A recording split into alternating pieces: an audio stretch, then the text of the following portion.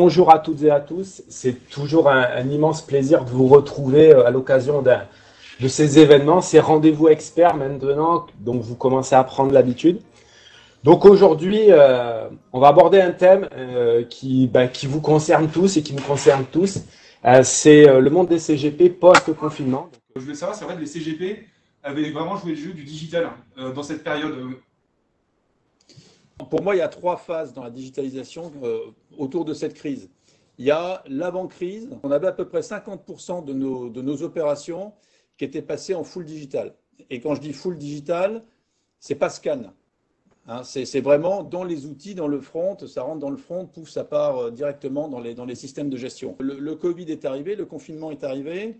On a vu tout de suite une augmentation forte et assez rapide de ce taux de digitalisation qui est monté pratiquement jusqu'à 75-80%. C'est-à-dire que 75-80% de toutes les opérations qu'on recevait étaient passées, encore une fois, je mets le scan de côté, étaient passées dans les outils digitaux. Je veux juste vous donner un chiffre. Sur les 15 jours, les 15 premiers jours du confinement, on a passé en termes de volume 20% des opérations d'une année. Voilà, en 15 jours. Et je le dis avec beaucoup de transparence, beaucoup de franchise. Si on n'avait pas eu nos transactionnels digitaux, on n'aurait jamais pu passer de tels volumes. Et si on n'avait pas eu la digitalisation, très certainement qu'on n'aurait pas pu passer les ordres en temps et en heure comme on l'a fait. Donc voilà, donc pour moi, c'est un élément structurant même de l'après-crise. C'est vraiment l'augmentation du taux d'utilisation des outils digitaux par les CGP. J'allais dire un petit peu sous la contrainte, mais finalement, je pense qu'on a tous pu constater l'efficacité de l'utilisation de ces outils.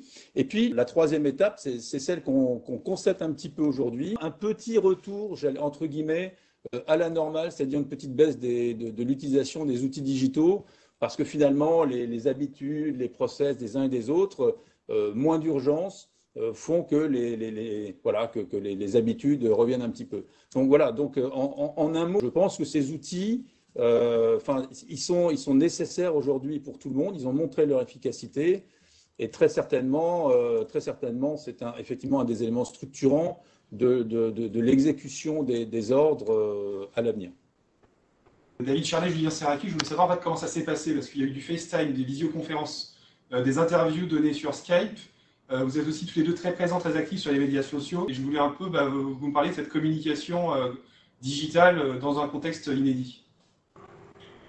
Déjà, ce qu'il faut bien intégrer, c'est que je pense que aussi bien la Chambre que l'ANACOFI, on avait déjà engagé pas mal de choses autour de la communication digitale. Hein. Nous, on a une partie de la vision qu'on a pu avoir de l'ANACOFI pendant ce moment-là, était en fait la partie digitale de la campagne de communication. On a deux grandes phases de campagne de com à l'ANACOFI, structurées avec des passages médias, des spots pubs, etc., etc.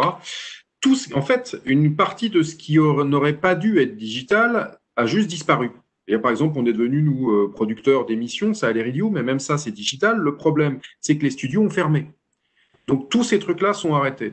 Les campagnes de com prévues dans la presse papier, qui a aussi maintenant un pendant digital, se sont arrêtées. Mais tout ce qui était prévu en digital a continué. On s'est adapté, on a poussé vers la plateforme digitale, on a créé des notes d'information et toutes les semaines, on a envoyé une note d'information sur un thème ou un autre et on a roulé comme ça, presque de semaine en semaine, en allant, en répondant aux invitations des uns et des autres qui, eux, faisaient du média digital. Et ça a formé une occupation digitale, mais ce qui est vraiment impressionnant, c'est la montée de la consommation. Il faut imaginer quand même que la plateforme de formation e-learning de l'ANACOFI a multiplié par 3 son volume sur la même période d'utilisation, des messages, pour certains messages qui ressemblent à ceux d'avant, par 5 ou 6 en termes de consultation. Il y a aussi ça qui a donné l'impression qu'on était très très présent. Dans certains cas, on n'était pas plus présent qu'avant, mais les gens sont venus vers ça. Julien Serraki, quelles ont été vos actions de communication digitale pendant ce contexte de confinement? On a évidemment notre plateforme d'e-learning qui a beaucoup tourné, comme c'était le cas pour l'association de David. Et puis, on a remplacé les réunions présentielles par ces fameuses vidéos réunions en visioconférence où il y avait un formateur donc qui parlaient. Et ces réunions visioconférence, comme je le disais tout à l'heure, a réuni près de 1500 adhérents. Donc, c'est un chiffre absolument énorme. On a fait aussi évidemment beaucoup d'interviews filmées, souvent en FaceTime. Et puis, on a fait aussi évidemment nos propres vidéos qu'on a produites nous-mêmes. On a fait aussi, on a demandé finalement à nos adhérents s'ils avaient été contents de toutes les informations qu'avait communiqué la Chambre pendant cette période-là. Ils ont été 82%, ils étaient satisfaits ou très satisfaits. Au début, ça a été des communications très pratiques, hein, de leur dire voilà tous les dispositifs publics qui existent pour vous aider si vous en avez besoin, voilà le lien, voilà comment ça fonctionne. On a essayé d'être sur ces aspects-là. Donc, évidemment, toute la communication présentielle a été remplacée par les différents outils digitaux qui existent.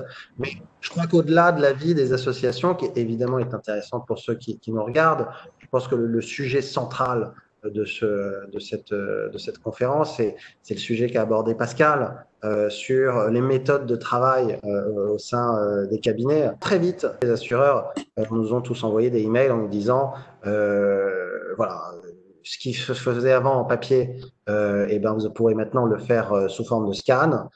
Mais c'était un peu une réponse que je trouvais pas pleinement optimale. Il y avait beaucoup de compagnies qui se sont réfugiées derrière ça parce que finalement, à la différence de Cardiff, et je ne le dis pas parce que Cardiff nous reçoit, mais parce que c'est une réalité, à la différence de Cardiff, beaucoup de compagnies n'avaient pas encore passé le cap de faire la plupart des actes de gestion en signature électronique. Et Cardiff est vraiment une des compagnies qui est très en pointe de ce sujet-là. Donc, ces compagnies-là, finalement, qui avaient mis déjà ces systèmes en place, tout ce qu'elles avaient à dire, c'était de rappeler que ces systèmes existaient et qu'il fallait les utiliser au maximum. Et j'espère bien, Pascal disait qu'il y avait à peu près 50% des actes qui étaient traités en signature électronique au sein de Cardiff avant le confinement. Il est passé à 80 ou 85%, il a été un tout petit peu redescendu, mais j'espère qu'on ne connaîtra plus ce seuil de 50% et qu'on se maintiendra entre 70 et 80%. Il faut arrêter avec le papier, il faut arrêter avec les scans. Quand on vous propose des systèmes de signature électronique, allez-y, changez les méthodes de travail dans vos cabinets. Vous allez gagner en termes de productivité réellement. Ne pas le faire, c'est vraiment ne pas s'adapter à la réalité des choses aujourd'hui et c'est vraiment rendre un service dégradé à son client.